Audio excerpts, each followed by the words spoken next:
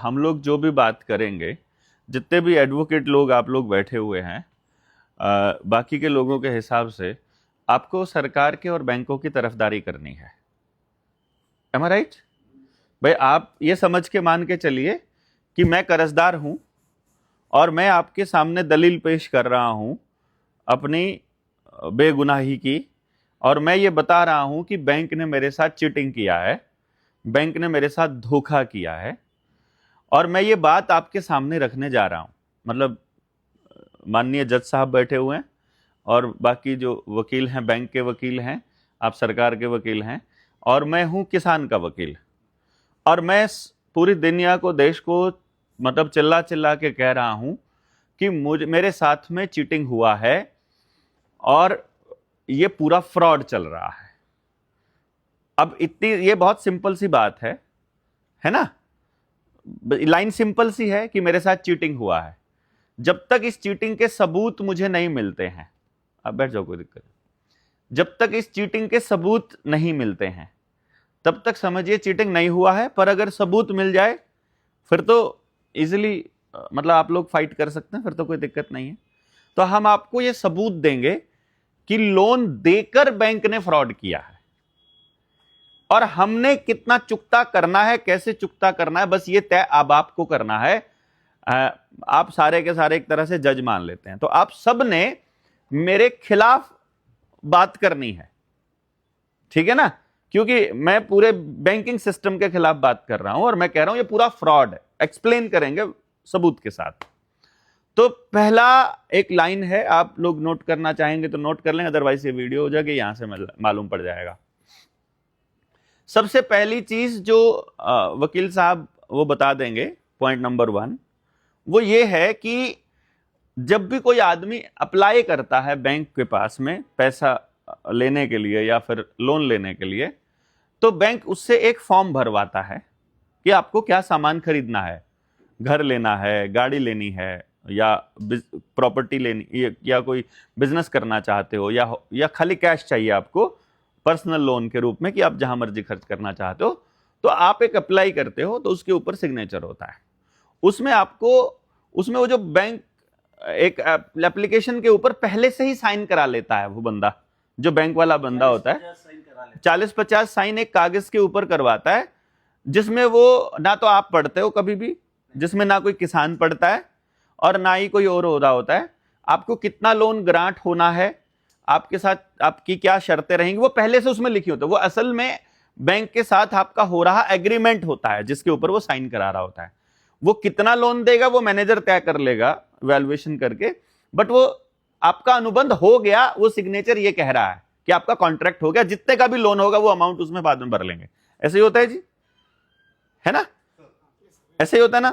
तो अब इसमें क्या हुआ, अब बैंक ने कॉन्ट्रैक्ट किया लोनी के साथ, यानी जिसने लोन लिया है उसके साथ में, और उसने कॉन्ट्रैक्ट किया ये कि मैं तुमको लोन के रूप में, या मैं एग्जांपल ले रहा हूं, आज का एग्जांपल ले रहा हूं मैं 9 लाख रुपए का, 9,30,000 का एग्जांपल ले रहा हूं। 9,30,000 का क्यों ले रहा हूं ये अभी थोड़ी देर में पता चल जाएगा, ठीक है?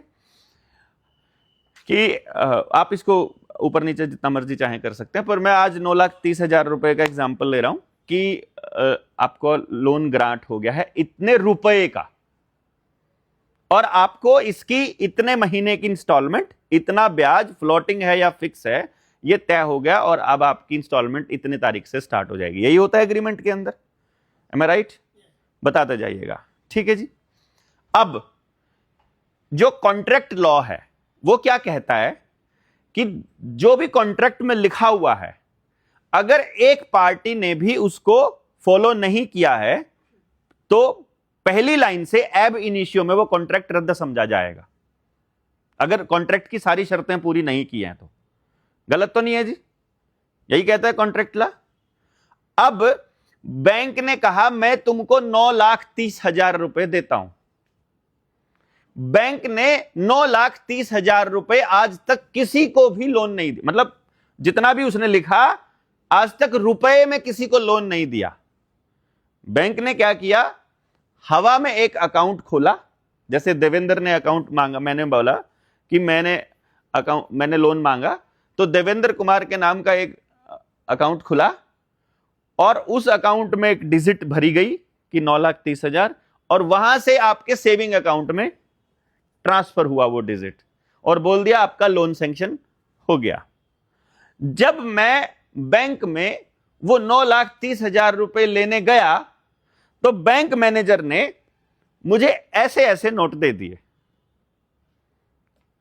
उसने बोला ये हैं।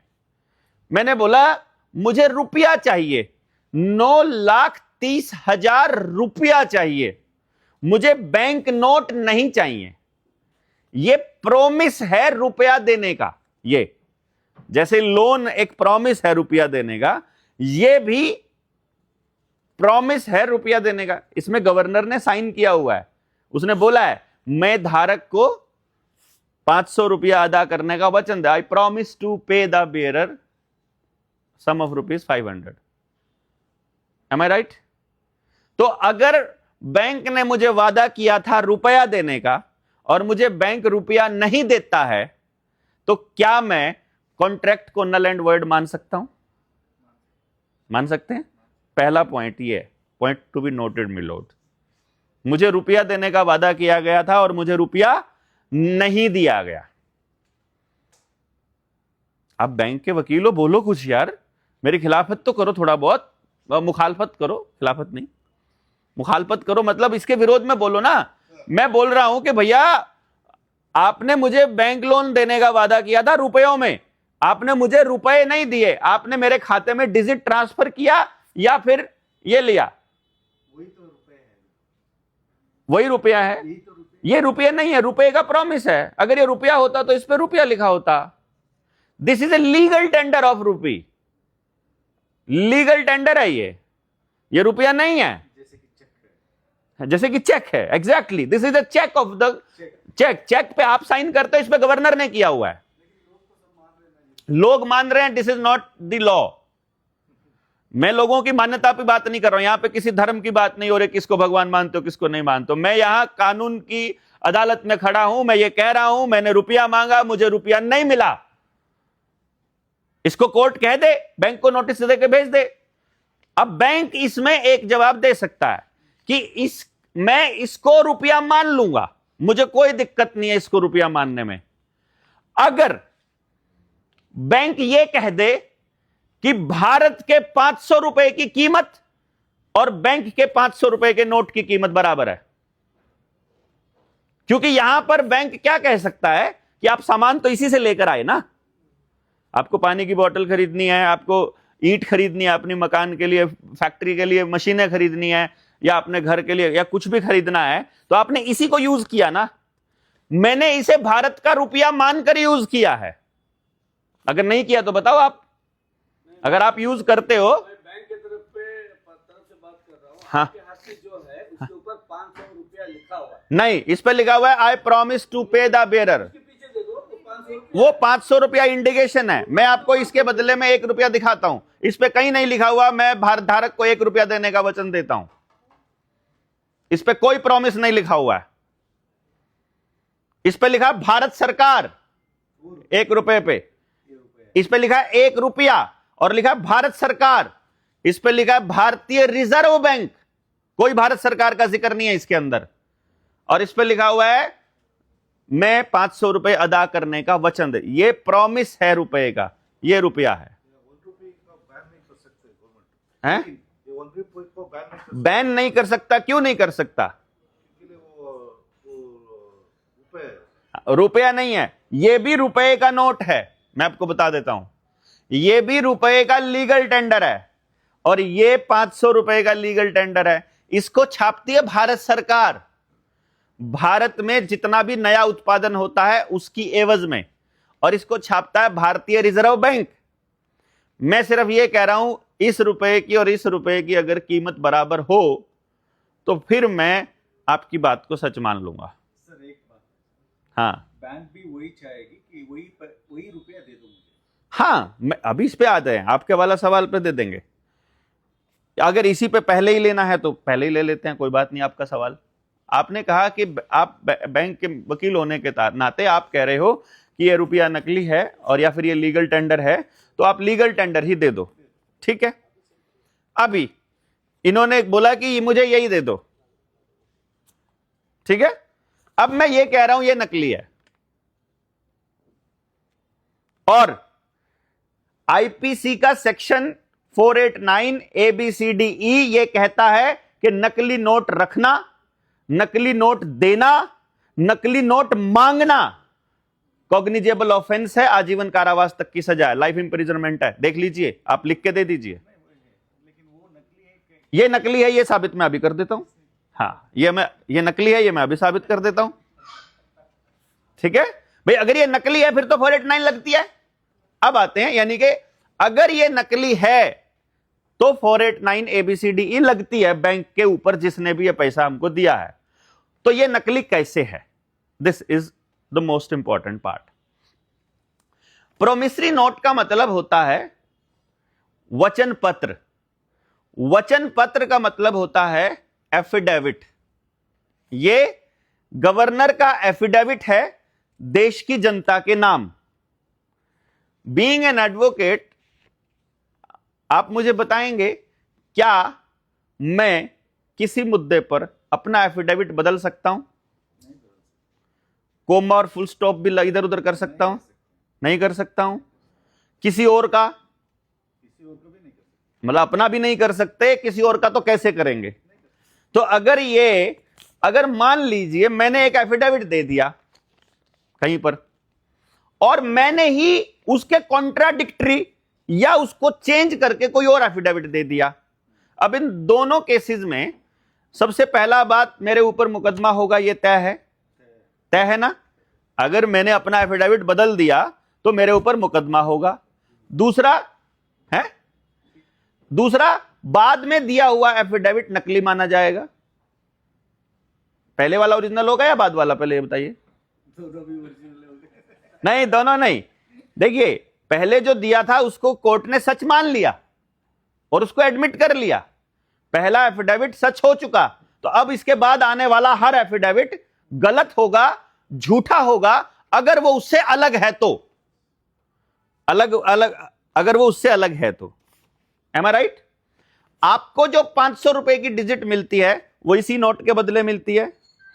ये 500 रुपए की जो है, आप इस 1 रुपए के बराबर इसको ऐसे ऐसे 500 नोट मान लो तो भी इस 500 के बराबर मानोगे। अब तो यही मान रहे हो ना? अभी ध्यान से देखिएगा, बड़ा कमाल निकल के आएगा। आप इस 1 रुपए के 500 इकट्ठा करो या ये 500 वाला 1 इकट्ठा करो, बराबर मानते हो। फिर ये जो एक सिक्का है 1 रुपए का छोटा सा, ये वाले 500 इकट्ठा करो तो भी बराबर मानोगे।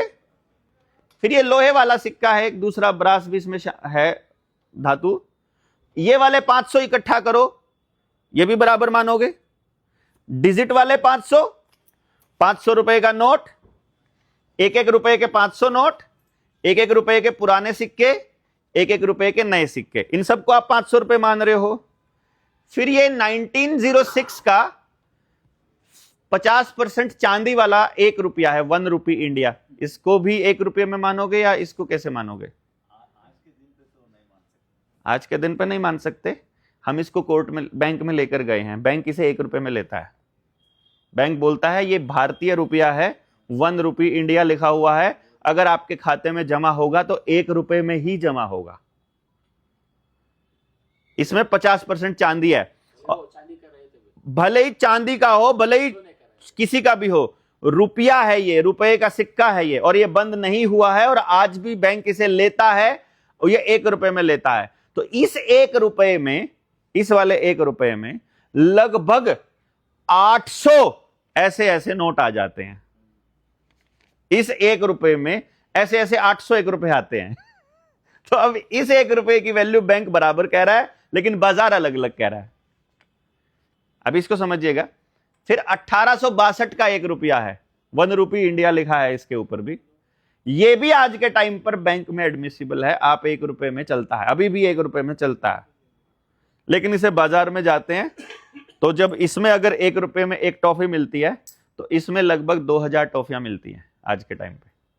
यानी इस 1 रुपये की कीमत और इस 1 रुपए की कीमत अलग अलग हो गई। ऐसा कैसे हुआ? और बैंक दोनों को 1 रुपए में ले रहा है। बैंक इसको मना नहीं कर सकता लेने में। यहां से थोड़ा डाउट क्रिएट हुआ कि यार गड़बड़ है। पहले हम एफिडेविट वाली बात पे आ जाते हैं। मैं ये इसलिए बताया, ये रुपया जमा कराओ लोहे का मिल जाएगा, लोहे का जमा कराओ डिजिट मिल जाएगी, लोहे वाले 500 जमा कर दो, ऐसा ऐसा 500 रुपए का एक मिल जाएगा, ऐसे ठीक है ना? इन सबकी बराबर वैल्यू है ना?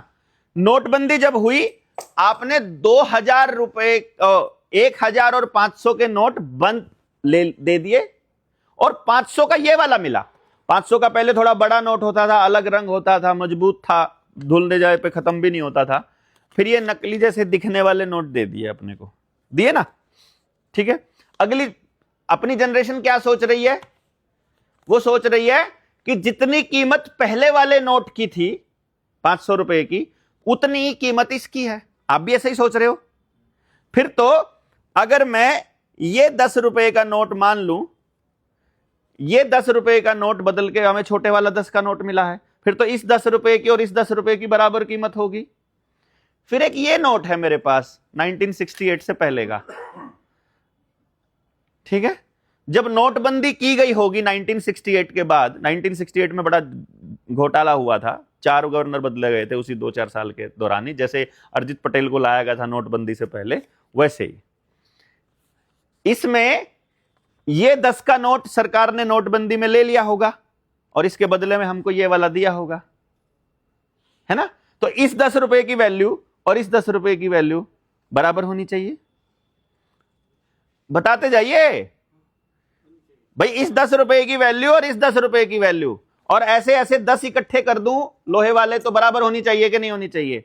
लेकिन एक गड़बड़ हो गई जनाब। इसमें गड़बड़ ये हुई, ये जो 1968 से पहले का नोट है, ये भी भारतीय रिजर्व बैंक ने छापा हुआ है, इस पर भी बाकी सारी चीजें सेम है, सिर्फ जो गवर्नर का एफिडेविट है वो बदल दिया।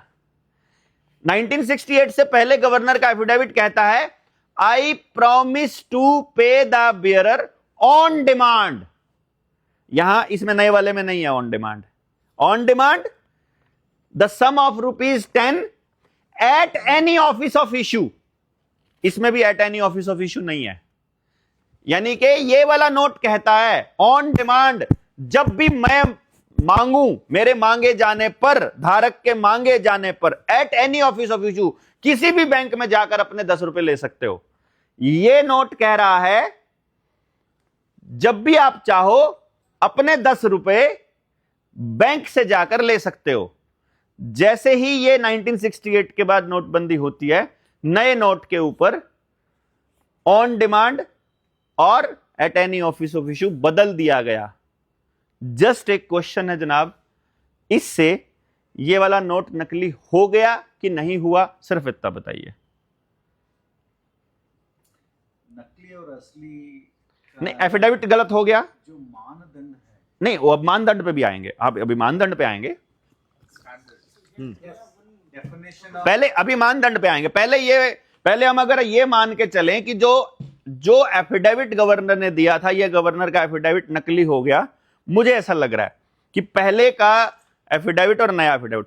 ये किताब जो अपने पास है, रुपया मूल्य का मापक या शोषण का साधन, इस किताब में बाकायदा आरबीआई ने रिटर्न में, उनकी हमारे पास सर्टिफाइड कॉपी इसमें हमने लगाई है, आरबीआई ने ये एडमिट किया है कि यस हमने वचनखंड बदला है।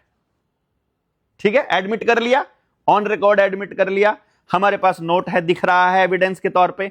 अब मैं ये पूछ रहा हूं as an advocate of the public and the farmers, क्या देश में मान लेते हैं तुमने एफिडेविट बदल दिया, मान लेते हैं, ठीक है, इसका मतलब संविधान में, कानून में, 1934 का जो reserve Bank of India RBI का एक्ट है, उसमें कहीं ना कहीं इसको बदलने का नियम लिखा होगा, तो ही तो बदल सकते हो, है ना? पहला, आपको बदलने की पावर होनी चाहिए, दूसरा, आप किसी नियम के तहत बदल सकते हैं। वी जस्ट वॉन्टेड टू सी कि वो कौन सा नियम है, कौन सी धारा है, कौन सी पावर है और कहां लिखी हुई है जिससे आप इसका यूज करके इसे बदल सकते हैं। और कहीं पर कोई धारा नहीं है, ना कहीं कोई नियम है, ना, क्योंकि एफिडेविट को बदला ही नहीं जा सकता, तो नियम होने का सवाल ही पैदा नहीं होता है। जब उसको बदला ही नहीं जा सकता है तो कहीं भी ये हमारे पास इंफॉर्मेशन ही नहीं है, तो आरबीआई ने ये मान लिया, एडमिट कर लिया है कि हमारे पास इसका कोई साक्ष्य नहीं है। पहली बात, आप बदल नहीं सकते, दूसरा कोई नियम नहीं है, फिर भी आपने बदल दिया तो ये नकली हुआ। अब हम ये कह रहे हैं कि यार मतलब इतने से पॉइंट तो हो गया क्लियर। बदला हुआ है, बदल सकते नहीं थे, कोई नियम नहीं था बदलने का। अब जो आपने बोला मानदंड कि भाई इसकी कोई ना कोई वैल्यू तो है, वो वैल्यू क्या है? अगला सवाल आता है कि वो वैल्यू क्या है, क्योंकि ये तो 10 रुपए नहीं है, ये तो लीगल टेंडर है। डिजिट भी 10 रुपए नहीं है, वो भी लीगल टेंडर है। सिक्का भी रुपया नहीं है, वो भी सिक्का है, कॉइन ऑफ ₹1, वो भी लीगल टेंडर है। 1 रुपए का नोट, ये भी लीगल टेंडर है। तो रुपया क्या है? This is the question, what is a रूपी?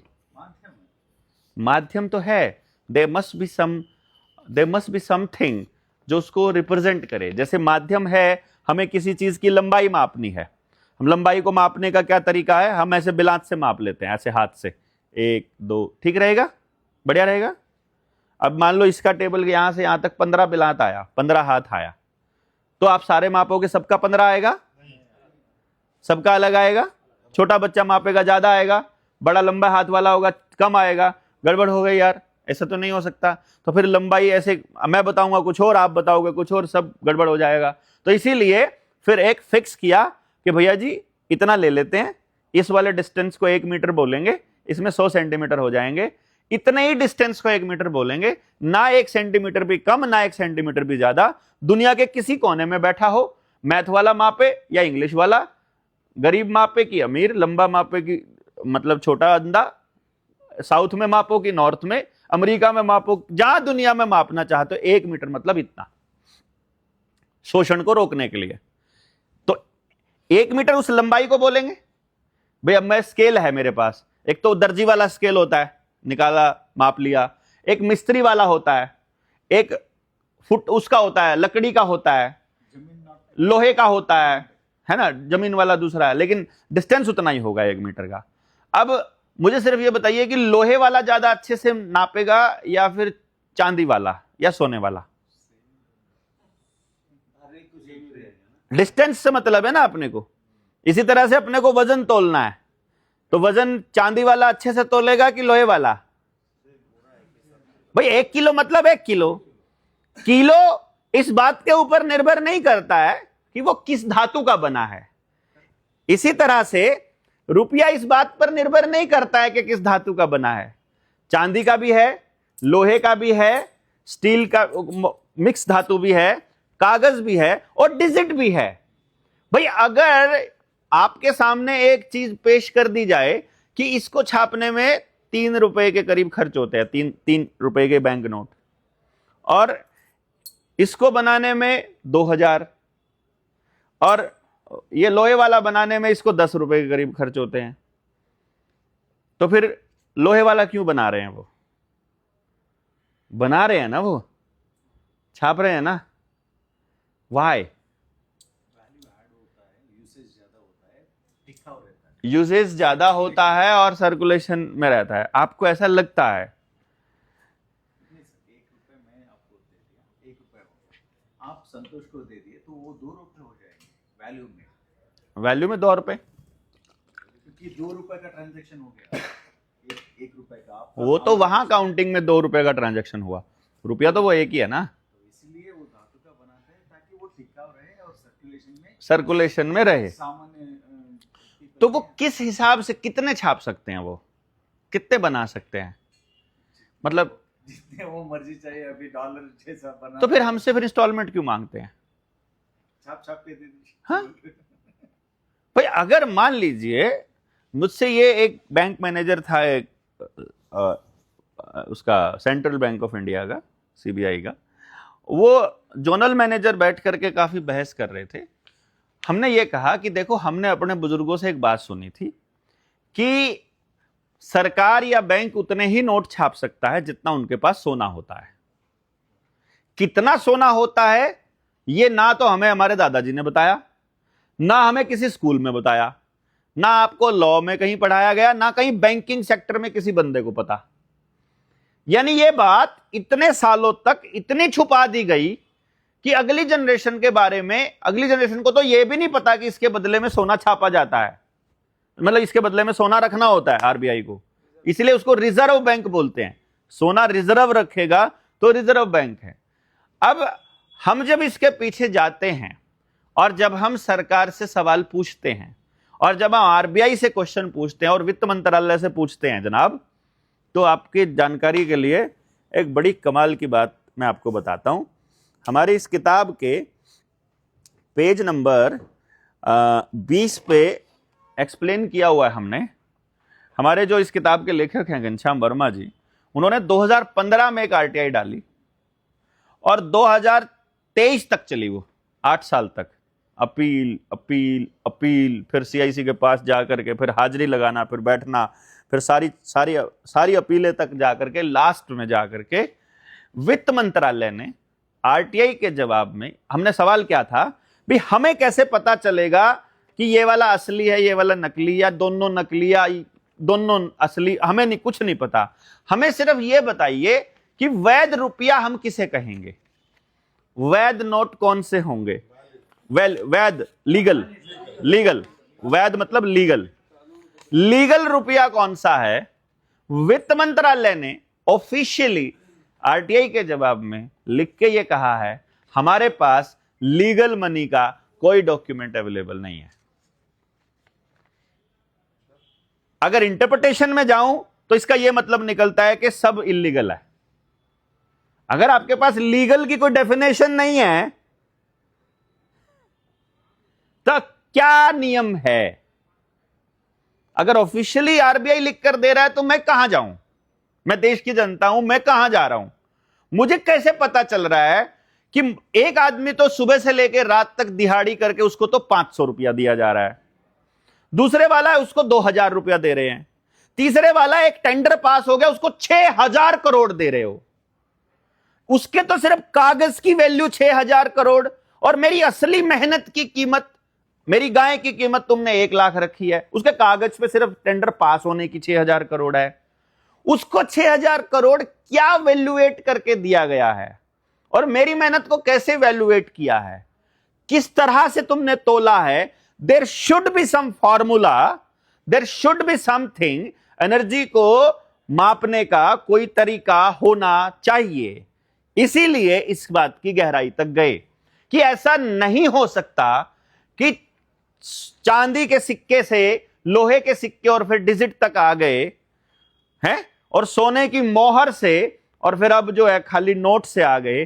तो वो क्या था और क्यों था और उसको अंग्रेजों ने कैसे कैसे तोड़ा, ये इस पूरी किताब में एक्सप्लेन किया। अंग्रेजों के बाद हमारे वालों ने कैसे तोड़ा, काले अंग्रेजों ने, इसका पूरा एक्सप्लेनेशन दिया हुआ है। लेकिन मोटे तौर पे, डेफिनेशन के तौर पे हम ये मान के चलेंगे किसी भी वस्तु के मूल्य को मापने का जो साधन है वो रुपया है। जैसे किसी वस्तु का लंबाई मापने का जो साधन है वो मीटर है, बाकी की सारी centimetre, millimetre, hectametre, decametre metre से निकलेंगी। वैसे ही उसका वजन मापने का किलोग्राम है तो ग्राम, मिलीग्राम, वो सब किलोग्राम से निकलेगा।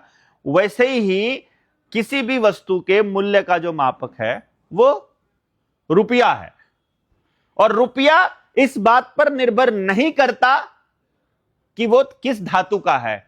रुपया अगर मापक है तो उसका कोई मानक होना चाहिए, उसका कोई स्टैंडर्ड होना चाहिए कि फिक्स। वो स्टैंडर्ड अगर फिक्स है तो ही रुपया असली है, अगर वो फिक्स नहीं है तो रुपया नकली है। ये बाय डेफिनेशन है और कानून कहता है natural justice will prevail. Natural justice के हिसाब से चलेंगे। अगर आपकी मतलब मेहनत को कैसे इसमें जीरो किया जाता है, मैं आपको एग्जांपल दे रहा हूं, जस्ट उसका एग्जांपल दीजिएगा। क्योंकि अनलिमिटेड सप्लाई अगर कर दी जाएगी और अनकंट्रोल्ड अगर छापना या डिजिट ट्रांसफर करना कर दिया जाएगा तो उसका क्या नुकसान होता है। जैसे आप किसानों से जुड़े, किसान ने टमाटर उगाया अपने खेत में, ठीक है, एग्जाम्पल के तौर पे हम ले लेते हैं, किसान ने टमाटर उगाया, 100 किलो टमाटर उसका 500 रुपये में बिका।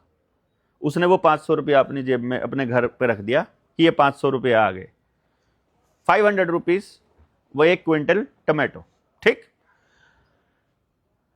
इधर से अडानी बाबा को 5,000 करोड़ का लोन मिल गया।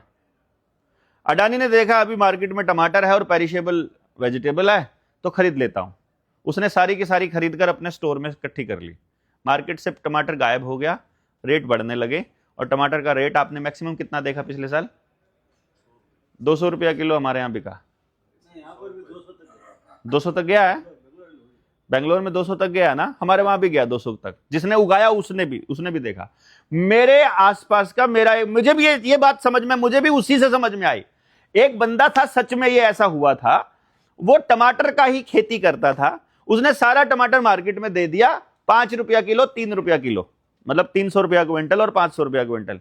और 2-3 महीने के बाद उसके घर में शादी थी और उसको वो टमाटर लेना पड़ा 200 रुपया किलो। अब मैं ये कह रहा हूं, आप सोच कर देखिए, जो उसने 100 किलो टमाटर 500 का बेचा था, अगर वही 500 रुपया उठाकर वो मार्केट में जाता है, अब उसे कितना टमाटर मिलता है? 2.5 किलो टमाटर। जब टमाटर का रेट 200 रुपया किलो है, उसी 500 से, यानी टमाटर 100 किलो टमाटर बेच के 500 कमाया और उसी 500 से 2.5 किलो कमा रहा है। यानी कि 100 किलो टमाटर का 2.5 किलो टमाटर बन गया अनलिमिटेड पैसे की सप्लाई से। यानी इससे मेहनत किसकी खाई गई?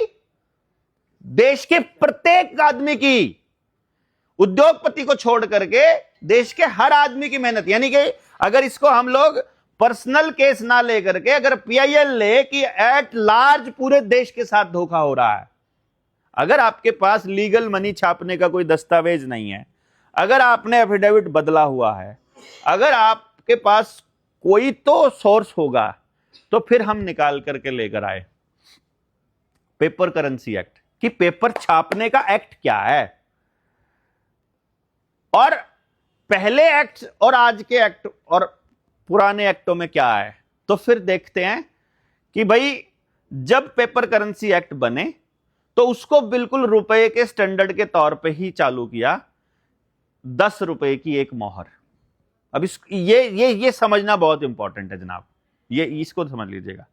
10 रुपए की एक मोहर, ये स्टैंडर्ड है, ऑफिशियल स्टार्टिंग में जब से चला। लेकिन उस वक्त जो रुपए का सिक्का है वो ये है, चांदी वाला, और जो मोहर है वो सोने की है। यानी 10 रुपए के बराबर एक मोहर मिलती है। मोहर में भी 1 तोला सोना है। 1 तोला मतलब 11 ग्राम 664 मिलीग्राम सोना है। तो जब 1 रुपए के बराबर की कीमत लेते हैं तो 1 रुपए में मिलता है लगभग 1.166 ग्राम सोना। ये तब की बात है। लेकिन फिर चेंज हुआ इसके अंदर, और जो आखिरी चेंज आया वो पेपर करेंसी एक्ट 1882 के हिसाब से आया। कौन सा? 1882। वो 75 का ही आगे लिया गया, 75 को ही एज इट इज लिया, उसमें स्टैंडर्ड जो है। तो पेपर करेंसी एक्ट 1882 और कॉइनेज एक्ट 1906, कॉइनेज एक्ट 1906 के मुताबिक इन्होंने फिर बदलाव किया रुपए के मानक में, जो कि आखिरी लास्ट रिटर्न स्टैंडर्ड है रुपए का, 15 रुपए की एक मोहर। 10 रुपए से 15 रुपया। उन्होंने क्या किया? सोने का रेट बढ़ा दिया, चांदी का घटा दिया, और कह दिया अब जो है, अब 10 रुपए की एक मोहर नहीं मिलेगी, 15 रुपए की मोहर मिलेगी। यह भी पूरे देश के साथ बहुत बड़ी ठगी थी।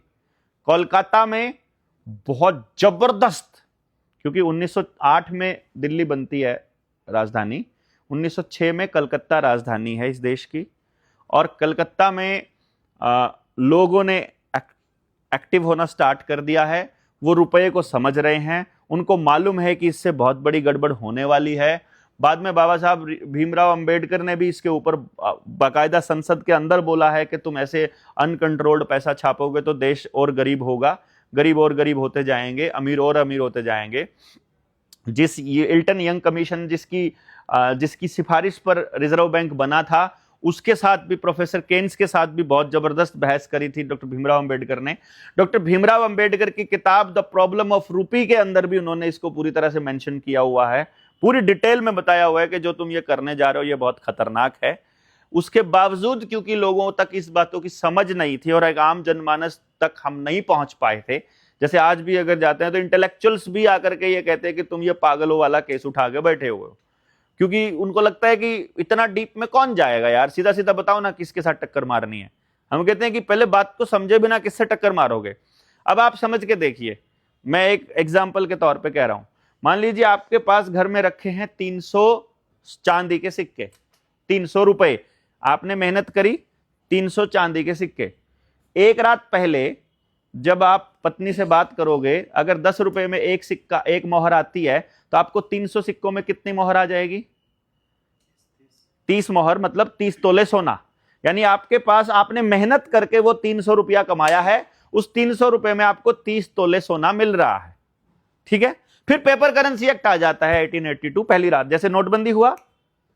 अब इसको समझना कैसे जरूरी है, नोटबंदी क्यों, ये 1882 और नोटबंदी का कनेक्शन कैसे, देखो, अब सोच कर देखो, हम सबके पास 10-10 लाख रुपया पड़ा हुआ है। हम में से 7 नवंबर 2016 को एक बंदे ने जमीन खरीद ली 10 लाख की, एक बंदे ने भैंस खरीद ली या गाय खरीद ली, एक बंदे ने 10 लाख का सोना खरीद लिया, एक बंदे ने चांदी खरीद ली, एक बंदे ने लोहा खरीद लिया, एक ने ट्रैक्टर ले लिया, और एक का 10 लाख रुपए का नोट कैश घर में रखा है। जिसने जमीन, अब 8 तारीख को नोटबंदी हो गई, जिसने जमीन खरीद ली है कोई फर्क नहीं पड़ा उसे, सोना खरीदने वाले को फर्क नहीं पड़ा, भैंस खरीदने वाले को फर्क नहीं पड़ा, चांदी वाले को फर्क नहीं पड़ा, लोहे वाले का तो लोहे के रेट के हिसाब से डिपेंड करेगा, पर जो ट्रैक्टर खरीदा उसका थोड़ा बहुत कम हुआ क्योंकि सेकंड हैंड हो गया। अदरवाइज जिसके घर में नोट रखे थे सिर्फ वो कचरा हुए, बाकी धन एज इट इज है। यानी एक रात पहले में ऐसे खत्म हो जाता है, नोट खत्म हो जाते हैं। अब 1882 वाले पेपर करेंसी एक्ट की बात करते हैं, अगर हम, आपके पास 300 रुपए रखे हैं, एक रात पहले आपको 30 तोले सोना रखा है, कानून बन गया, अगले ही दिन कानून बन गया 15 रुपए की एक मोहर है। अब 300 में कितना बनेगा? 20 तोले सोना। यानी आपका 10 तोले सोना सिर्फ एक कागज के सिग्नेचर ने खा लिया। सिर्फ आपका नहीं, पूरे देश के हर आदमी का 30% सोना खा गया एक झटके से। यह कागज, मानक इसलिए जरूरी है मेंटेन करना कि हर आदमी के साथ चीटिंग होगा, अदरवाइज तो क्यों जी। अब आगे आते हैं। तो अब पेपर करेंसी एक्ट कह रहा है कि 15 रुपए की एक मोहर है, ठीक है। यानी एक तोला सोना कितने रुपए का हो गया? 15 रुपए का। एक तोला सोने का मतलब हो गया 11.664 ग्राम सोना, और जब हम इसको 15 से डिवाइड करते हैं तो निकल के आता है 777 milligram gold in 1 rupee. Clear? अब 1 रुपए में 777 मिलीग्राम गोल्ड, ये भारत के रुपए का स्टैंडर्ड है, ऑफिशियल लिखा हुआ आरबीआई एक्ट के अंदर के और बाकी के कानून, पेपर करेंसी एक्ट में आज तक। इसके बाद कोई भी ऐसा कागज कानून नहीं है जिसमें रुपए के स्टैंडर्ड पर चर्चा हो रखी हो, या स्टैंडर्ड को खत्म करने की बात हो रखी हो, या स्टैंडर्ड को बदलने की बात हो रखी हो। 2011 का कॉइनेज एक्ट आया है, उसमें सिक्के के साइज, वजन के बारे में जिक्र है, लेकिन उसमें रुपए के स्टैंडर्ड पर कोई जिक्र नहीं है। इसका मतलब जो लास्ट अवेलेबल डॉक्यूमेंट होगा उसी को एज एन एविडेंस लिया जाएगा, और लास्ट अवेलेबल डॉक्यूमेंट के हिसाब से अब हमने लगभग 6300 के करीब तो अजय ने लगा रखे हैं, 3000 के करीब हमने लगा रखे हैं आवेदन। पूरे भारत में बैंकों को लगभग 10,000 लोग तो जो हमारे टच में हैं, छोटा बड़ा केसेस करके हमने आवेदन लगाया हुआ है कि भाई हमारे साथ कुछ चीटिंग हो रखी है। हम कह रहे हैं कि जितना गोल्ड होगा आरबीआई के पास, हम उतना ही नोट छाप सकते हैं। यह आरबीआई का आरबीआई एक्ट 1934 कहता है, आपको वो देना पड़ेगा जब भी मांगेंगे। अगर हम भारत के reserve Bank of India RBI में पड़े सोने की बात करें या उसके प्रॉपर्टी की बात करें तो वहां पर केवल 800 टन सोना पड़ा है, उसकी कीमत बनती है 5 लाख करोड़ रुपया, जबकि बैंक नोट छपे हुए 34 लाख करोड़ के। हाँ, वो ज्यादा हो गए, मैं उस टाइम की बात कर रहा हूं। तो अगर मान लो 34 लाख करोड़ का बैंक, मतलब 34 लाख करोड़ रुपए के सिक्के नोट हैं और 5 लाख करोड़ ही छाप सकते थे, तो 29 लाख करोड़ रुपया हो गया इलीगल, नकली। अब मैं ये कह रहा हूं कि जब आपके पास 29 लाख करोड़ रुपए हैं, 34 लाख करोड़ हैं, तो लोन कितने का दे सकते हो आप? उतना ही ना। लेकिन लोन के आज के टाइम पर जो लोन है वो 256 लाख करोड़ का है। वो रुपया कहीं है ही नहीं, वो दिया कैसे आपने? This is the question. Digital भी कहां से आया? क्योंकि यही सवाल मैंने पूछा था। मैंने बैंक मैनेजर ने जब मुझे बोला, इसके ऊपर बहुत सी बहस हुई। बैंक मैनेजर जबानी बोलता है कि जो हमसे लिया है वही दे दो आप। वो बोलता है ये नकली, तुम इसको नकली बोल रहे हो, नकली दे दो। मैं कहा मैं बिल्कुल कह रहा हूं, तुम हमें लेटर हेड के ऊपर रिटर्न में दे दो कि हमको यही नोट चाहिए। अब वो क्यों नहीं बोल सकते? वो जो उन्होंने दिया है उसको मांगने में क्या दिक्कत है भाई? भाई आप एक बात बताओ, या तो आप हमको यह बता दो ये कि असली है कि नकली है।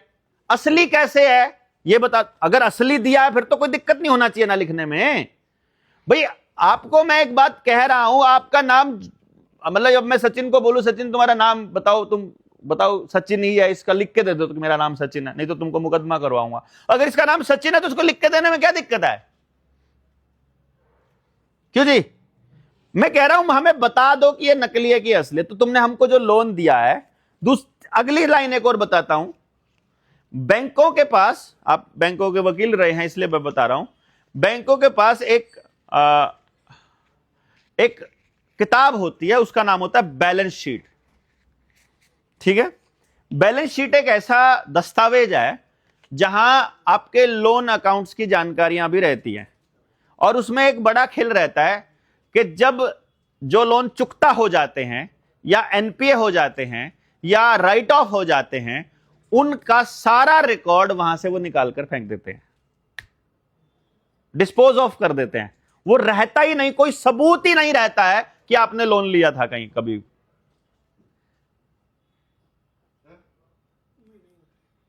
आपको, आपने कभी बैलेंस शीट नहीं देखी होगी। टेक्निकल वर्ड्स आप, you can better understand technical and original. Technical write-off is only doing an accounting entry, but actually the amount will be there in the books of the account as a mirror account. As a mirror account, As a mirror. Not as a original Not account. as a because और दूसरी कमाल की बात, वो balance sheet कहीं पर भी दिखाता नहीं है bank. no, it is being shown. No, Shown. हमने नहीं दिखाया कभी भी। See, it is always shown. See, that's what I'm telling you. Your provision coverage ratio or the NP. Technical terms में जब आप जाएंगे तो मैं शायद आपका मुकाबला नहीं कर पाऊंगा, पर सिद्धांत रूप में जाएंगे तो फिर वो आपके लिए भी वही है, मेरे लिए भी वही है, और बैंक के लिए भी वही है ना? सबसे पहली चीज तो हमको यही देखना है। See, what I'm saying is, हाँ। this will be the argument which the banks will put ना ना, बैंक ये आर्गुमेंट रख ही नहीं सकता ना। बैंक ये आर्गुमेंट कैसे रखेगा? सबसे पहली चीज आपको ये देखना पड़ेगा, मैं जब अप्लाई करता हूं तो सबसे पहले हम एक चीज अप्लाई करते हैं कि बैंक अपनी बैलेंस शीट दिखाए कि हमको जो लोन दिया था वो कहां से दिया, सिर्फ ये बता दे। See, that's what I'm telling you. See, here again, the loan is not only dependent on one factor. See, we have a concept called as money multiplier. See, multiplier is what we call it as a M3 in our this one. You know what exactly the Keynesian economics is. I'm coming. To the economics या part of it. हाँ See, for every 100 rupees taken as a deposit, the bank is called as a purveyor of money. That means bank tries to improvise on that. For every 100 rupees, excluding your CRR and SLR, which is compulsorily they are supposed to keep in the form of a cash reserve ratio, SLR, they can multiply that amount by means of creation of wealth. चलिए, So the creation of wealth. that's a very good question. By creation of wealth, ये कैसे होता है मैं आपको बताता हूं। How the creation of wealth is done. मैं बैंक से लेने गया लोन, बैंक के पास पड़ा हुआ है 10 लाख रुपया, और मैंने लेना है 8 लाख रुपए का लोन फॉर एग्जाम्पल। अब बैंक क्या करता है, बैंक आपको बोलता है कि पहले आपको कुछ ना कुछ मॉर्गेज रखना पड़ेगा, और मॉर्गेज भी इस हिसाब से रखना पड़ेगा कि उसका 60, 70 या 80% तक 8 लाख बन जाए। आपको 8 लाख रुपया चाहिए, उसी 10 लाख रुपए में से उसके पास 10 लाख रुपया रखा हुआ है, और अब बैंक मेरे से मेरी प्रॉपर्टी के डॉक्यूमेंट्स मांगेगा। जब मेरे से मेरी प्रॉपर्टी के डॉक्यूमेंट्स मांगेगा, प्रॉपर्टी का वैल्यूएशन होगा, प्रॉपर्टी का वैल्यूएशन में मुझे 8 लाख रुपए का लोन अगर सैंक्शन हो जाता है, तो बैंक जो उसके पास 10 लाख रुपया पड़ा है उसको कुछ नहीं करता है, बैंक एक हवा में अकाउंट खोलता है, क्रेडिट अकाउंट, और मेरे खाते में उस क्रेडिट अकाउंट से सेविंग अकाउंट में ट्रांसफर करता है और मेरी प्रॉपर्टी को वहां जब्त कर लेता है। M I right? ठीक है, यानी उस 10 लाख रुपए में से नहीं दिया उसने जो मुझे दिया वो कहीं है ही नहीं है। How is this improvisation is done? Simple. What sir says is how much ever you as a value मतलब आपने वो अब एक तो ये बात हो गया, has capacity, मतलब अभी एक तो ये पॉइंट हो गया। that much. Yes yes yes, एक तो ये पॉइंट हो गया ना। देखो 10 लाख रुपया बैंक के पास पड़ा था, उसी में से वो दे रहा होता तो कोई बात नहीं थी। Section 58 of Transfer of Property Act. ठीक है, You can only sell that what you have. But हाँ, यस यस यस, जो बॉटल एक है आपके हाथ में, आप एक ही दे सकते एक ही दे सकते हो, आप दो कैसे दे सकते हो? हाँ, अभी इसको That is a principle in yes, in principle आप यहां जाएंगे तो 10 लाख को नहीं छेड़ रहा है, वो आपकी प्रॉपर्टी के अगेंस्ट हवा में डिजिट बनाकर आपके खाते में ट्रांसफर कर रहा है। अब मैं एक सवाल आप लोगों के सामने रख रहा हूं, जरा इसको जरा ध्यान से देखिएगा। मैं एक बैंक हूं और मैंने 100 करोड़ रुपया छाप लिया। मैं डे 1 की बात कर रहा हूं, डे 1, पहले दिन मुझे जितना सोना मेरे पास था, मैंने पूरे देश को चलाने के लिए, इंडस्ट्रियलिस्ट आप लोग बैठे हुए हो, आप सबको चलाने के लिए मैंने 100 करोड़ छाप लिया और सबको मैंने 100 करोड़ रुपया दे दिया 10% सालाना के इंटरेस्ट रेट पर। ठीक है, आज से पहले कहीं बैंक नोट अवेलेबल नहीं है, और 1 साल बाद की बात में देखेंगे, मैंने आपसे इंटरेस्ट लेना है 10% का। तो जब मैं 1 साल बाद आपसे पैसा लेना है मुझे, तो मैं कितना लूंगा? 100 करोड़ का 10% 10 करोड़ हो जाएगा, 110 करोड़ रुपया मुझे आपसे वापस लेना है। लेकिन मार्केट में रुपया कितना है? मैंने छापा कितना था? 100 करोड़ छापा था, 100 करोड़ ही बांटा था, और मैंने लेना आपसे 110 करोड़ है। यानी वो जो 10 करोड़ का इंटरेस्ट है वो कभी भी मार्केट से नहीं आएगा। लेकिन चूंकि गेम क्या खेला कि जो आपने पहले महीने मुझे इंटरेस्ट दिया, इंटरेस्ट माइंड इट, आज के टाइम पर ऐसा हाल होता है, आपने 1 करोड़ का लोन लिया, 4 साल से भर रहे हो, 4 साल भरते हुए हो गए, आज भी 1 करोड़ से ज्यादा पेंडिंग है। यह हाल है आज के टाइम पे लोन का। मतलब आप 4-5 साल में तो करोड़ जाओगे तो वो ऐसे का ऐसा पेंडिंग रहता है। वो कहता पहले हम इंटरेस्ट ले रहे हैं आपसे, वो पहले इंटरेस्ट ले रहा है। इंटरेस्ट में जो आपने इंटरेस्ट में जो दिया वो कौन सा दिया? वो इसी 100 करोड़ रुपए में से आपने मुझे इंटरेस्ट दे दिया, उसी 100 करोड़ में से। लेकिन एक बात है सर, वही 1 रुपए का बात मैंने किया था, मैं आपको 1 रुपए दिया, वो 1 रुपए एक था, हाँ, और जब आप वही रुपए उनको संतोष को दे देंगे तो 1 रुपए नहीं बचेगा, 1 रुपए 2 रुपए हो जाएगा। अभी देखो कमाल की बात यह है कि जब मैं रुपया खर्च कर रहा हूं, मेरे पास 1 रुपया इन्होंने जब मुझे दिया और मैंने संतोष जी को जब 1 रुपया दिया, तो वे कह रहे हैं कि 1 रुपया खर्च करने के बाद 2 रुपया हो जाता है। इन्होंने मुझे 1 किलो चावल दे दिए और मैंने वो खर्च कर लिए, अब वो इनको दे दूंगा मैं 2 किलो बना के। खर्च का तो सिद्धांत ये है कि जब वो खर्च हो गया तो वो खत्म हो गया। ऐसा कैसे यहां खर्च होकर 1 रुपया 10 रुपया बन जाएगा क्या? फिर भी अगर खर्च भी नहीं किया, ट्रांसफर भी किया, तो 1 किलो का 1 1 रुपया जब आपने मुझे 1 रुपया दिया, और रुके जब मनी इज नॉट वेल्थ, ना diminishes based on the environment. ना मैं बताता हूं इसको आगे, मैं एक्सप्लेन करता हूं इसको। आपने जो 1 रुपया मुझे दिया, जब वो मेरे पास है वो 1 रुपया है, अब आपके पास वो नहीं है। जैसे कि एक सॉरी सर, हाँ ना आपका यस एग्जांपल दे सकते हाँ और value. you mean to say that the central government is the government of India? The government of India or for that Actually, matter, the no, President of India. actually this is not the truth. 1934 में जब RBI act आता है, उस वक्त यहां पर जो राज चल रहा है वो ब्रिटेन की पार्लियामेंट के हिसाब से चल रहा है, और उस वक्त जितने भी कानून आ रहे हैं गवर्नमेंट ऑफ इंडिया के ऊपर लागू करने के लिए वो पार्लियामेंट ऑफ इंग्लैंड दे रही है। और उस वक्त the word the central government was and is used for the parliament of England only. अभी इस वक्त भी हमारे भारत के संविधान में भारत की सरकार के मात्र 3 नाम है भारत के। जब हम कोई केस करते हैं it is union of India versus फलाना ढिमकाना।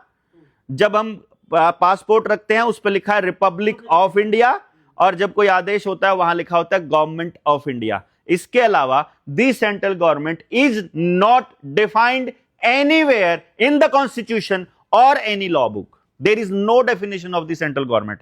And the irony is that if you see on the note भारतीय रिजर्व बैंक, तो इसके नीचे लिखा है guaranteed by the central government.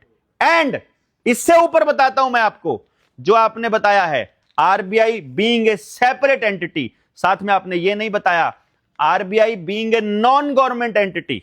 Non government, government नहीं है, प्राइवेट है वो पहले नंबर पे, आरबीआई भी और सारे बैंक भी। तो भारत की जनता को एक प्राइवेट संस्था बताएगी कि आपकी वैल्यू क्या है, और प्राइवेट संस्था में भी आरबीआई को गाइडलाइन कोई सरकार नहीं दे सकती है। मैं आपको बता रहा हूं आरबीआई के अंदर बोर्ड ऑफ डायरेक्टर्स बैठे हैं, जैसे किसी कंपनी में बैठते हैं, जिसके अंदर आज के टाइम पे आनंद महिंद्रा और नंदन नीलकणी जैसे लोग हैं। वो तय करते हैं किस तरह का नोट छपेगा और कितने नोट छपेंगे, और हम सवाल पूछ रहे हैं नियम क्या है छापने का, बस। This is the fundamental question. This was the point which was made by our famous P. Chidambaram. हाँ. This, demonetization. हाँ, Supreme Court has made it very clear. हाँ. Because the content honourable CGI साहब, supreme court के CGI साहब से मैं कह रहा हूं, मैं एक देश का किसान आदमी, मुझे पता लगा बैंक ने मेरे साथ फ्रॉड किया है, और आप नेशनल सिक्योरिटी को आप लोग छुपा सकते हो। आप कह रहे हो कि ठीक है ये आम आदमी की, आम पब्लिक की समझ से बाहर की बात है, पर जिस चीज की वजह से मैं बर्बाद हो रहा हूं वो मेरी पहुंच से बाहर की बात कैसे हो गई, मुझे बताना पड़ेगा। मुझे इकोनॉमिक्स में पढ़ाना चाहिए कि रुपया क्या होता है। हाँ हाँ, यस इज होता है। जो हमको पढ़ाया गया है उसका हम रट्टा मार के देश की दुनिया को भ्रमित करें, एक तरीका यह होता है, और एक होता है हम सिद्धांत पे बात करें। अगर हम ये बात करते हैं भारत एक इकोनॉमी है, देश दुनिया के अंदर 4थे नंबर पर आने वाली इतने ट्रिलियन की इकोनॉमी है, इसका मतलब केवल इतना है जो इन्होंने कहा था रुपया इधर से उधर, उधर से इधर ट्रांसफर हो रहा है। वो जो वैल्यू है वो केवल इतनी है, हर आदमी का पैसा बैंकों के जरिए जा रहा है, इसलिए वो दिख रहा है। Despite being at the fourth largest economy, per capita income पे भारत 134th पोजीशन पर है, यानी देश का नागरिक खत्म हो रहा है। ऐसी इकोनॉमी जहां हम कह रहे हैं हम ऊपर जा रहे हैं, असल में तो हम बर्बाद हो रहे हैं ना। जब 134वें नंबर पर कैपिटा इनकम, मतलब वो पैसा हमारे पास नहीं आ रहा है, पैसा कहां जा रहा है, उद्योगपति के पास। और मैं जो कह रहा हूं, नहीं, मैं जो कह रहा हूं, मैं yes every index should be comparable ना। देखिए कर रहे हैं चीजों को, आप समझने की कोशिश कीजिए। आप कह रहे हैं कि being a common citizen of India, मैं सिद्धांत पे जाने की बात कर रहा हूं। मैं कह रहा हूं मुझे सच बता दो, खाली मुझे सच जानने का अधिकार है कि मेरे साथ ये ठगी हुई कि नहीं हुई। आप कह रहे हैं नहीं आजकल ऐसा नहीं होता है। मैं आजकल पे नहीं आ रहा हूं। तुमने 70 साल पहले मेरे साथ जो किया, मुझे बताओ तुमको वो करने का अधिकार था क्या। मैं नहीं कह रहा हूं, आप कह रहे हो आजकल सोना नहीं मिलता है, ये मेरे दादा का नोट है, तब तो मिलता था ना, अब दिला दो। ये तो असली है ना भाई, इसको अब दिला दो ना, क्योंकि इसी के बदले मुझे नया नोट मिला था। और जो आप डिजिटल करेंसी कह रहे हो ना मैनेज करने के, digital currency is not digital currency. Digital currency में करेंसी का नाम बदला जा रहा है, उसका नाम इंडियन रुपी नहीं है, उसका नाम है ई रुपया। और जिस दिन उसका नाम ई रुपया, हर घर में ई रुपया हो गया, उस दिन रुपए के बदले सोना मिलना बंद हो जाएगा।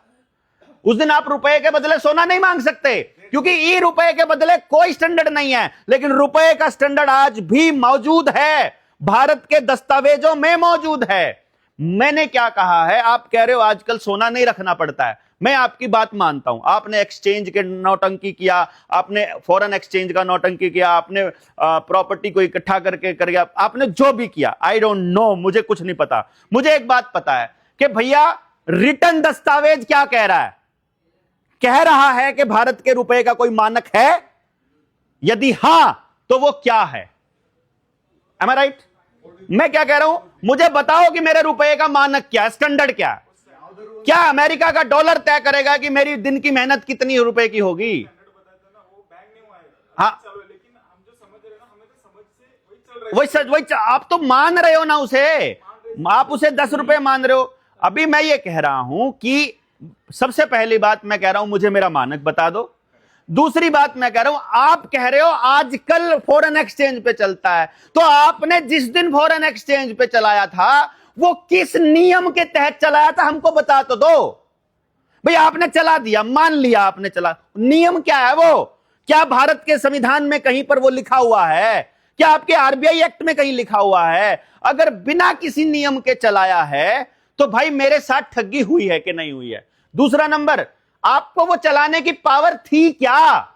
आप चुने हुई सरकार हो, आपने कह दिया कि कल से देवेंद्र जो है वो लड़का नहीं लड़की बोली जाएगी क्योंकि स्टैंडर्ड बदल दिया। अब हमने कल से जो है ना, अच्छी बात नहीं है, आजकल एलजीबीटीक्यू बहुत अच्छा चल रहा है तो तुमको गे बोलेंगे अब हम। ऐसे थोड़ी होगा यार, आप चुनी हुई सरकार हो तो आप कुछ भी कर दोगे। There must be some standard value. वो मैं स्टैंडर्ड वैल्यू पे लड़ रहा हूं। मैं कह रहा हूं मेरे देश के हर आदमी के साथ ये चीटिंग आरबीआई और वहां बैठा नेता कर रहा है, और उसमें जुडिशरी का भरपूर रोल है। बिकॉज मैं आपको बता देता हूं, पुणे की 2 लड़कियां मरी थी मुंबई की वैक्सीन लगने के बाद। उनके पिता ने आदर पूनावाला के ऊपर 10,000 करोड़ रुपए का मुकदमा किया था। आदर पूनावाला को नोटिस जारी हुआ, वो वहां कसूरवार पाया गया, वो वैक्सीन से डेथ मानी गई, और कल सुप्रीम कोर्ट ने वो ऑर्डर विदहेल्ड कर लिया वैक्सीन से डेथ का। क्योंकि अगर एक आदमी को मुआवजा दिया तो सारे देश को देना पड़ेगा। अब सबको मालूम पड़ रहा है वैक्सीन से क्या क्या हो रहा है। तो सुप्रीम कोर्ट ने उन आदमियों की डिग्निटी को बचाने के लिए, पॉलिटिकल डिग्निटी बचाने के लिए किसी आदमी की, उसने वो सब कुछ रख लिया कि पूरे देश के अंदर ये हो जाएगा। ये I don't expect from supreme court कि वो ऐसा करे देश की जनता के साथ। देश किसी भी जुडिशरी के अंदर बैठे डिस्ट्रिक्ट कोर्ट के जज को तो रुपए वाले मसले पर आदेश देने का ही वो नहीं है, अधिकार नहीं है कि हाई कोर्ट से पहले आप हाई कोर्ट से पहले आप अपील नहीं कर सकते हो, और हाई कोर्ट से पहले हाई कोर्ट के वकील के पास जाते हैं। क्या नहीं, डिस्ट्रिक्ट कोर्ट जा, लेकिन वो आदेश पारित करने का नहीं है उसको। ऑफिशियली सुप्रीम कोर्ट ने लिख के दिया, तुमको आदेश पारित करने का नहीं है, तुम सुन सकते हो खाली, मतलब आदेश नहीं लिख सकता तुम उसके ऊपर, जजमेंट नहीं दे सकते तुम रुपए के मसले पर, करेंसी के नहीं है। देखिएगा declaration suit can be filed in a original lowest degree civil court, first court. और अच्छी बात है, फिर तो और अच्छी बात है। जो जितनी बातें यहां से आप ले लीजिएगा। चलो हाई कोर्ट के जज के पास जाते हो, बोलते हैं डीआरटी के पास जाओ, सीधा 1 मिनट में डीआरटी के पास भेज देता है। वो हमने पहले ही बता दिया, ट्रिब्यूनल का तो बनाया इसलिए ट्रिब्यूनल तो कि कानून से बाईपास करना पड़े। फिर हमने जब ये सवाल पूछा है कि भाई आपकी सारी बातें सही है, लेकिन जो हो रहा है अगर वो कानून के हिसाब से कहीं पर भी लिखा हुआ है तो हम मानेंगे, और उस कानून को अगर आपने हमसे पूछे बिना बना लिया है तो हम उसका विरोध करेंगे। इसके ऊपर हमारा विरोध करना बनता है। अगर वो कहीं भी नेचुरल जस्टिस को डिनाई करता है तो हमारा विरोध बनता है। पहली बात यह है कि जितनी भी बात आपने बोली हैं ये सारी की सारी गैर कानूनी तरीके से चलाई जा रही हैं। और दूसरी बात जितनी मैं बोल रहा हूं, मैं ये कह रहा हूं, एक और बता रहा हूं मैं आपको, जब वो जोनल मैनेजर ने, बैंक वाले ने मेरे को एक बात बोली, जैसे आपने कहा कि अब आजकल जो है गोल्ड रखने की जरूरत नहीं होती, सरकार बिना गोल्ड के ही छाप लेती है। हाँ हाँ, देता हूं, फिर से मैं बात प्रिंसिपल पे ही आऊंगा। यहां पर जौन सी बात बैंक के इशारे पर हो रही है वही सुप्रीम कोर्ट कह रहा है। मैं सुप्रीम कोर्ट से भी ये बात करने वाला हूं आने वाले टाइम में, सुप्रीम कोर्ट को भी बताना पड़ेगा, क्योंकि जो बात आप कह रहे हो ना, नहीं नहीं नहीं, आपको फेवर करना चाहिए, मैं तो कह रहा हूं आपको फेवर करना चाहिए बैंक का, लेकिन मैं जो कह रहा हूं, मैं एक सिटीजन के नाते अपनी बात रख रहा हूं। आपने कहा कि सुप्रीम कोर्ट ने यह कहा कि तुमको क्या करना है और क्या नहीं करना, और वो क्लीन इंस्ट्रक्शंस हैं। आई एम डेड श्योर कि सुप्रीम कोर्ट ने यह नहीं कहा कि तुम फर्जी नोट नहीं छाप सकते, और तुम छाप रहे हो।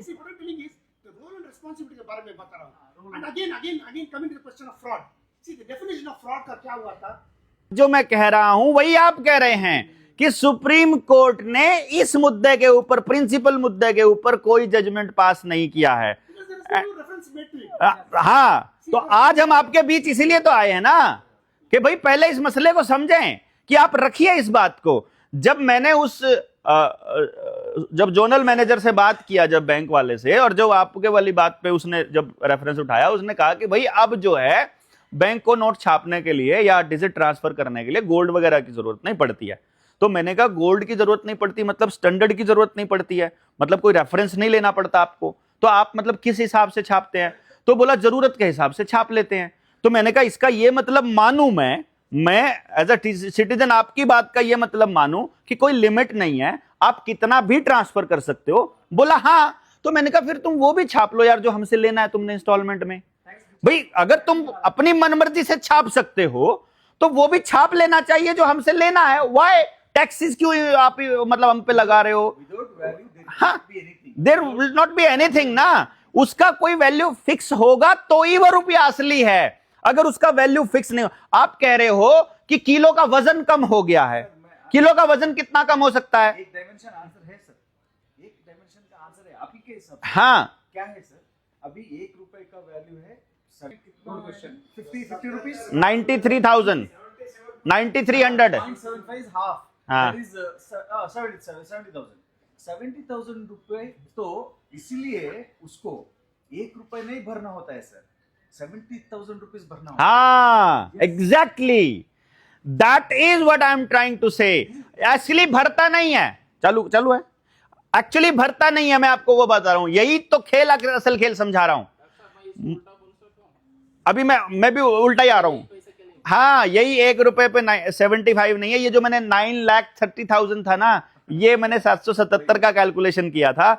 आज के टाइम पे 777 मिलीग्राम जो गोल्ड है उसकी जो कीमत है वो 9300 रुपीज के बैंक नोट के बराबर है, 9300 रुपए के बैंक नोट के बराबर, 9300। यस, यानी कि हमारा जो 1 रुपया है, यानी भारत के लोगों द्वारा मेहनत से कमाया गया जो 1 रुपया है, उसकी कीमत 777 मिलीग्राम गोल्ड है। ऑफिशियली पेपर करेंसी एक्ट 1882 जिसको छेड़ा नहीं गया है उसके हिसाब से, और वो गोल्ड की जो वैल्यू है बैंक नोट में वो 9300 रुपए के नोट के बराबर है। यानी कि जैसे ही मैं 1 रुपया बैंक में जमा करता हूं अपनी मेहनत का, क्योंकि मैं जो बैंक नोट जमा कर रहा हूं वो भी रुपया सोचकर जमा कर रहा हूं, क्योंकि मैं भारत का नागरिक, भारत का रुपया कमाता हूं, तो मैं जो ऊर्जा ले रहा हूं वो रुपए में ले रहा हूं। तो जैसे ही मैं 1 रुपया जमा करता हूं, बैंक 9300 रुपए किसी को लोन दे देता है। इसको ऐसे समझो, जैसे ही मैं 100 रुपए बैंक में जमा करता हूं, बैंक किसी को 9,30,000 रुपया लोन दे देता है। जैसे ही मैं 1000 रुपए देता हूं, वैसे ही 93 लाख रुपीस लोन दे देता है। इसीलिए आपके बैंक की ट्रांजैक्शंस बताई जा रही है, क्योंकि आप पैसा जमा कर रहे हो मेहनत का, और वो छाप रहे हैं उसके मल्टीप्लाई 9300 टाइम्स। यानी कि हर आदमी के साथ हर ट्रांजैक्शन में 9000 मल्टीप्लिकेशन में ठगी हो रही है। This is the fact. अगर स्टैंडर्ड पे देखा जाए तो भाई नियम है तो नियम बता दो, नियम नहीं है तो अपना छाप लो। हमने रिटन ऑफिशियल स्टेटमेंट्स में बैंकों को लिख कर दिया, आवेदन लगाया, प्रूफ्स लगाए, किताब छपी हुई है, सारे सबूत ऑफिशियल सर्टिफाइड कॉपीज लगाई। सर्टिफाइड कॉपीज लगा के बैंक वालों से सवाल पूछते हैं कि तुमने जो हमको लोन दिया था, पहली बात तो ये इतना बड़ा फ्रॉड हो गया, दूसरा मैं भारत का नागरिक किसी का रुपया रखने का हकदार नहीं हूं, और क्योंकि अब फर्जी रुपए में अगर मैं तुमसे डील करूंगा, जब तक तुम बता नहीं दोगे तब तक मैं इसको फर्जी मानता हूं। सर, तो और एक बात बता सकते हैं? आप 1 रुपए मुझे दे रहे हैं बैंक में, सर कि आप 1 रुपए में कहीं से भी 777 मिलीग्राम गोल्ड लेकर के आओ। देखिए, it's a very good question. मैंने ये नहीं कहा है कि 1 रुपए में 777 मिलीग्राम गोल्ड आता है, मैंने ऐसा नहीं बोला है। स्टैंडर्ड के हिसाब से मैंने कहा है मेरे भारत के रुपए की कीमत ये है, तो आप एक काम करो ना, एज अ बैंक आप ऑफिशियल कागज में सर्टिफाइड कॉपी दे दो कि मैं गलत बोल रहा हूं। दे सकते आप दे दो ना, कि स्टैंडर्ड क्या है वो बता दो, फिर आप अपना स्टैंडर्ड बता दो। काले वही तो सर, अभी स्टैंडर्ड के हिसाब से, हाँ क्योंकि मानदंड के हिसाब से हम बात कर रहे हैं। हाँ इकोनॉमिक्स में मानदंड, stock gold is the standard. हाँ। Gold is the standard. आप कह रहे हो 1 रुपए लेके जाओ, मैं तो लेके जाऊं, पर वो जब ये देखता हूं ये भी लीगल टेंडर है, ये भी लीगल टेंडर है। रुपया तो वही रखा है, असल में रुपया असल में गोल्ड ही है। मैंने तो नहीं बोला आपको आके ले लो, आप ही तो आए तो लेने के लिए। वचन क्या दिया लेने के था, लिए? तो आपने वचन दिया था, पैसे देने, आपने वचन दिया था, आपके ऊपर भरोसा किया था मैंने, मेरे बाप दादाओं ने किया था, हमको नहीं बताया किसी ने। अभी मालूम पड़ा, किताबें देखी, रिसर्च देखी कि तुमने कैसे कैसे चेंजेस किए, हमें तो अब पता चला कि अभी तक भी ये चेंज होने बचे हुए हैं। अभी तक जो है ये डिजिटल करेंसी अभी पूरी तरह से नहीं आई है, अभी भी भारत की करेंसी रुपया है। इससे पहले कि भारत की करेंसी ई रुपया हो जाए, मैं जो अपना रुपया दे दो। अभी हमने 10-10 रुपए के लगाए, बैंक में आवेदन लगाया। अभी है, बाकी है। हाँ अभी बाकी है, पिक्चर अभी बहुत ही बाकी है। अभी खाली 10 रुपया। अभी आप कुछ मत करो, अभी आप सारे इंटेलेक्चुअल लोग हो, आप एक काम करो, कुछ नहीं करना है, खाली 100 रुपये का एक नोट, उसकी कॉपी अपने पास रख लो और एक एप्लीकेशन बैंक में दे दो कि ये 100 रुपए का नोट मैं आपको दे रहा हूं, गवर्नर ने इस पे 100 रुपए अदा करने का वचन दिया है, मुझे इसके बदले में कोई लीगल टेंडर नहीं चाहिए, मुझे रुपया दे दो, मुझे सिर्फ रुपया दे, इस पे लिखा है मैं तुम्हें 100 रुपए अदा करने का वचन दे, मेरे 100 रुपए दे दो, and let us see bank क्या देता है। अगर वो कुछ भी नहीं देता है तो फ्रॉड है। हाँ उस पर लिखा है 100 रुपए देने का वचन देता हूं, गवर्नर ने बोला है। वही रुपए तो है। अरे वो रुपए का नोट है, रुपए बैंक में रखे हैं, रुपए में मौजूद सोने की मात्रा ही रुपया है, यही समझाना सबसे बड़ा खेल है। वही सर, सोने का मात्रा ही रुपया है। हाँ अगर आप वो दस्तावेज के हिसाब से सब एक आवेदन 17 में भी लगे हैं, और 2016 में रामवृक्ष यादव को अखिलेश यादव सरकार ने गोलियों से भून दिया था जवाहर बाग कांड के अंदर, तो वो मेरे ख्याल से उससे पहले 2011-12 से लगाता आ रहा है। तो अब तक आंसर क्या मिला है? आंसर ये मिलता है, चुप हो जाता है बैंक, जवाब ही नहीं देता है, कुछ नहीं देता है। वो क्या कहता है, मैं आपसे सवाल पूछ रहा हूं, जैसे मैं आपसे सवाल पूछा कि भाई मेरे रुपए का स्टैंडर्ड क्या है, बैंक क्या करता है, मेरे रुपए का स्टैंडर्ड क्या है, तो बोलता है अरे नहीं नहीं सचिन से जाके पूछो, तुम सचिन के घर पे भी छापा पड़ गया था, सचिन का घर भी नीलाम हो गया था। मैं कहता हूं भाई मेरे साथ ठगी हो रखी है, अरे नहीं उससे पूछो, वो भी बहुत ठगी कर रहा है अमेरिका में ऐसा। अरे मुझे अमेरिका का नहीं पता, अमेरिका में तो ऐसी करेंसी चल, मुझे नहीं पता, मुझे मेरी करेंसी बताओ ना। जब मैं बैंक से कहता हूं, बैंक कहता है यार तुम तो गलत, तुम तो गड़बड़ कर रहे हो, तुम्हारे ऊपर तो ना मानहानि का केस करना, तुम्हारे ऊपर तो वो सरकारी अधिकारी के साथ छेड़छाड़ का 153 लगाना पड़ेगा। मतलब आपका घर का है। नहीं कर सकते। हाँ सर आरबीआई का आंसर क्या है जब पिटीशन लगा? आप मन घड़ंत बातें कर रहे हैं, मतलब हम आपसे जवाब मांग रहे हैं point wise, point two point, और वो राउंड फिगर में सारों का एक आंसर दे रहा है कि मन घड़ंत बातें जवाब दे रहे हैं। मतलब वो खाली इतना दे रहे हैं, कोई हम उसको दे रहे हैं कानून, हम उसको, या आरबीआई के आंसर्स देख लीजिए। अब देख लिए इनके आंसर्स हैं।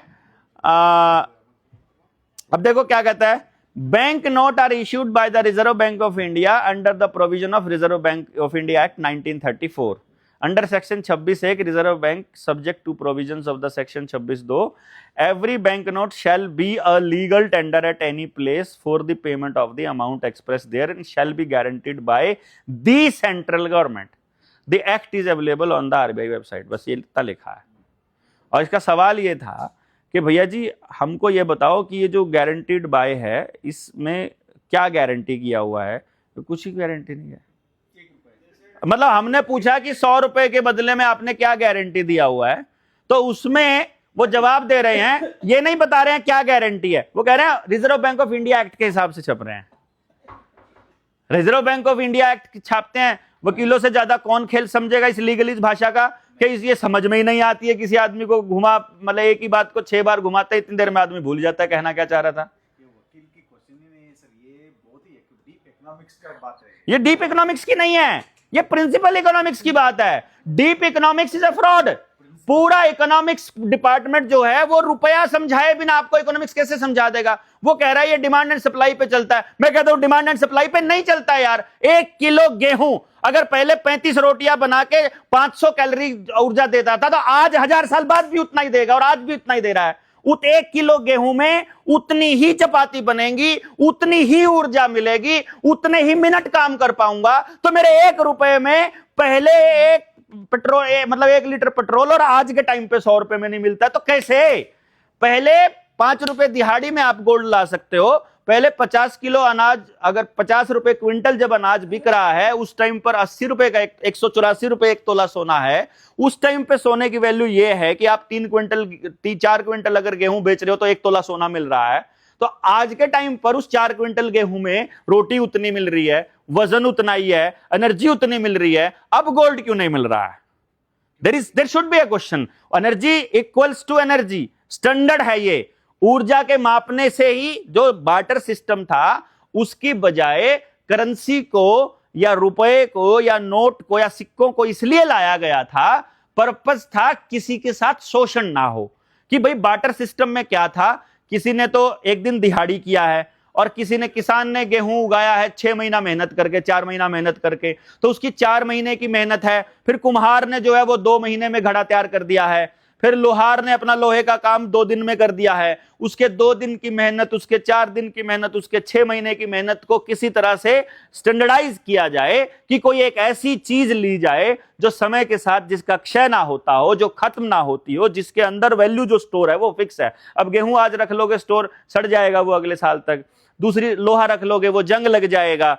तो सोना और चांदी ऐसी धातुएं थी जिनको अभी रख दो, 1 किलो जमीन में गाड़ दो, 1000 साल बाद भी निकालोगे 1 किलो का 1 किलो निकलेगा। इसीलिए वो स्टैंडर्ड के तौर पे लिया गया था कि उसमें जो स्टोर है ऊर्जा, उसमें जो एनर्जी स्टोर है, वो एनर्जी स्टोर फिक्स रहेगा।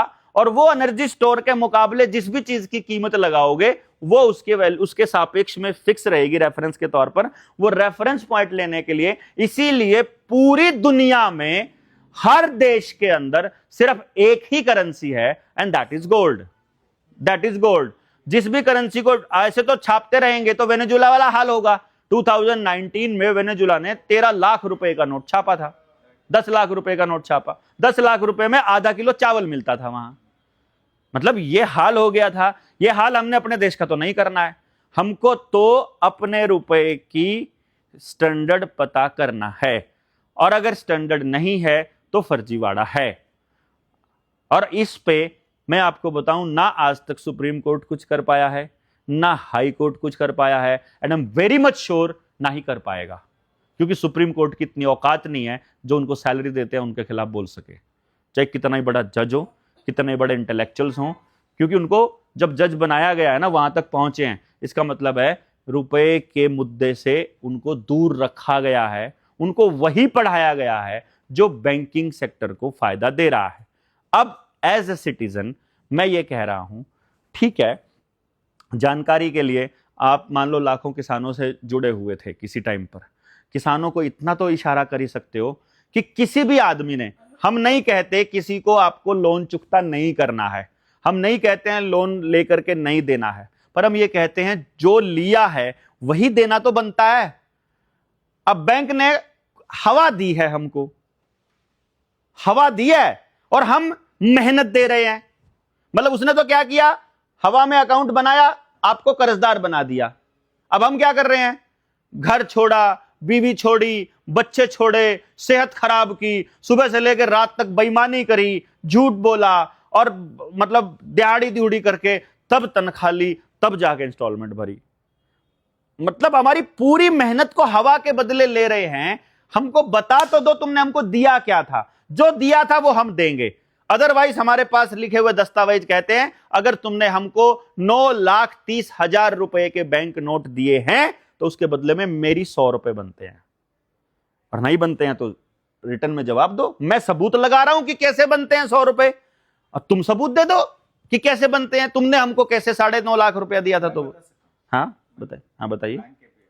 बैंक इसलिए आपसे ब्याज और ज्यादा पैसे मांग रहा है क्योंकि आपने उस पैसे का, जो आपने लोन लिया था, उसके बदले में आपने उसका फायदा लिया है। आपने घर लिया है, गाड़ी ली है, या कोई और सामान खरीदा है, और उसके बदले में वो आपसे मांग रहा है।